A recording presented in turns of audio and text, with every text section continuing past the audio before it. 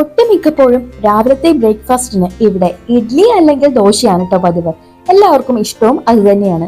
തലേ ദിവസം തന്നെ അരിയും ഉഴുന്നും ഒന്നും കുതിർത്ത് അരയ്ക്കാതെ റെസ്റ്റ് ചെയ്യാൻ വെക്കാതെ നല്ല പഞ്ഞി പോലെ സോഫ്റ്റ് ആയിട്ടുള്ള ഇഡ്ഡലി ഈസി ആയിട്ട് ഇൻസ്റ്റന്റ് ആയിട്ട് റെഡിയാക്കി എടുക്കാവുന്നതേ ഉള്ളൂ. അപ്പൊ അതിനായി ഒരു കപ്പ് അളവിൽ അവല് നന്നായിട്ടൊന്ന് പൊടിച്ചെടുക്കുന്നുണ്ട്. 1/4 കപ്പ് അധികം പുളിയില്ലാത്ത കട്ട തൈരും കൂടെ ചേർത്ത് കൊടുക്കുക. അപ്പൊ ഇനി വേണ്ടത് റവയാണ്. 1 കപ്പ് അളവിൽ റവ ചെറുതായിട്ടൊന്ന് പൊടിച്ച് ചേർത്ത് കൊടുക്കണം. ആവശ്യത്തിനുള്ള വെള്ളവും കൂടെ ഒഴിച്ചിട്ട് നല്ലതുപോലെ തന്നെ ഒന്ന് മിക്സ് ചെയ്ത് ഒരു 15 മിനിറ്റ് നേരത്തേക്ക് അങ്ങനെ തന്നെ റെസ്റ്റ് ചെയ്യാനായിട്ട് മാറ്റി വെക്കാം. അപ്പോഴേക്കും അവലും റവയും ഒക്കെ നന്നായിട്ട് സോഫ്റ്റ് ആയിട്ട് വന്നിട്ടുണ്ടാവും. ആവശ്യത്തിനുള്ള ഉപ്പും പിന്നെ ഇൻസ്റ്റന്റ് ആയിട്ട് നമ്മൾ റെഡിയാക്കി എടുക്കുന്നുണ്ട് 1/2 ടീസ്പൂൺ ബേക്കിംഗ് സോഡയും ഒരല്പം കൂടെ വെള്ളവും കൂടി ഒഴിച്ചിട്ട് മിക്സ് ചെയ്തെടുക്കാം. ഇഡ്ലി മാവിന്റെ ഇതേ കൺസിസ്റ്റൻസിക്ക് തന്നെ വേണം ഒന്ന് മിക്സ് ആക്കി എടുക്കാനായിട്ട്.